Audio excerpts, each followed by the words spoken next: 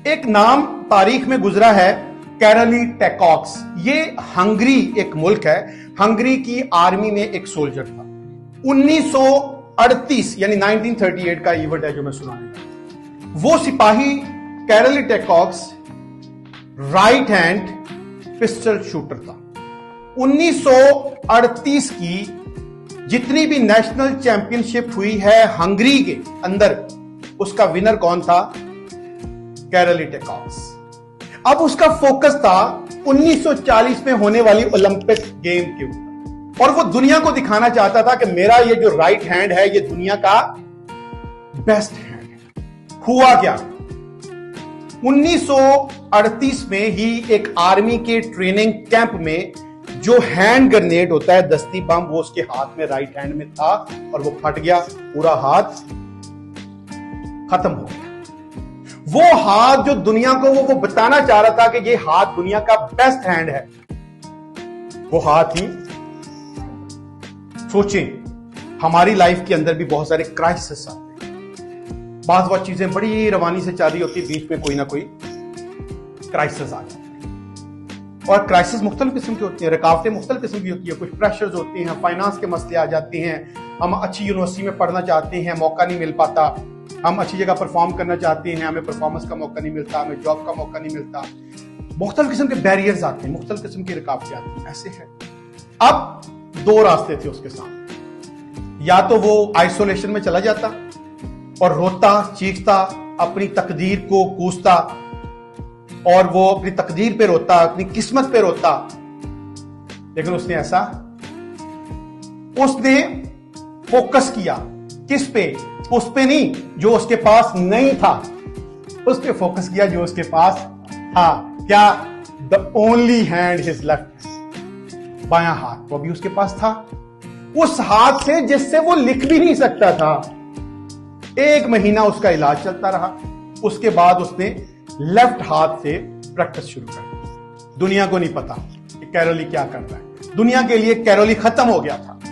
1939 में हंगरी में again national championship होती है।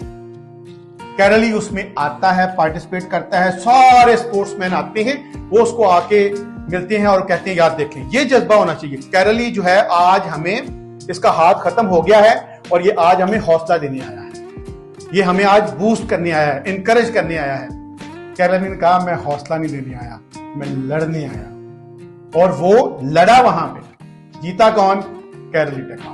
उस हाथ से जिससे वो लिख भी नहीं सकता था, उस हाथ से उसने नेशनल चैंपियनशिप जीती, जबकि मुकाबले पे बहुत यंग लोग थे। यहां पे सफर नहीं रुका।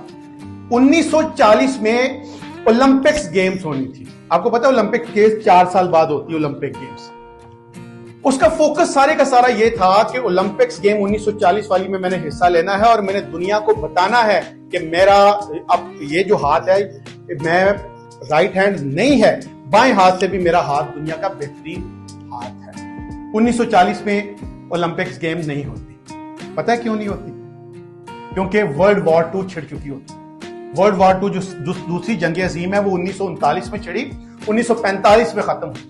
वो वर्ल्ड वॉर जो है वो इतनी फैल चुकी थी कि ओलंपिक्स गेम ही नहीं हुई। अब उसका अगले 4 साल बाद, क्या 40 में नहीं हुई, 44 पे उसका फोकस था। और जंग कब खत्म होती है? 1945 में। 44 में भी अभी जंग चल रही। अगेन ओलंपिक्स गेम नहीं होती। अब उसका फोकस अगले 4 साल पे, 1948 में। जब 1948 में दोबारा ओलंपिक्स गेम इतने सारे गैप के बाद हुई, तो 1938 में कैरोली की उम्र थी 28 साल और 1948 में 10 साल बाद उसकी उम्र कितनी हुई? 38 ईयर्स। और उसके मुकाबले में ओलंपिक्स गेम में पूरी दुनिया से जो पिस्टल शूटर थे वो कौन थे?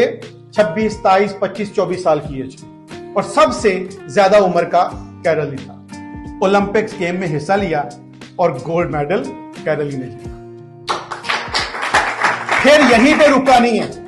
1952 अगले 4 साल बाद, जब वो खुद 42 साल का हो गया था, अगेन ओलंपिक्स गेम्स हुए। फिर कैरोली ने गोल्ड मेडल जीता। ओलंपिक्स की हिस्ट्री में पिस्टल शूटिंग में कैरोली टेकॉक्स द ओनली पर्सन जिसने लगातार इतनी ज्यादा एज में, और वो भी लेफ्ट हैंड से, 2 गोल्ड मेडल। अब ये मकसद क्या है आपको बताऊं। मकसद ये है, ये वाकया हम सब की जिंदगियों के साथ जुड़ा हुआ है। हम अक्सर घबरा जाते हैं, हम अक्सर कंफर्ट जोन में चले जाते हैं, हम लोगों से डर जाते हैं, हम खौफजदा हो जाते हैं मुख्तलिफ प्रेशर्स की वजह से, मुख्तलिफ लोगों की बातों की वजह से।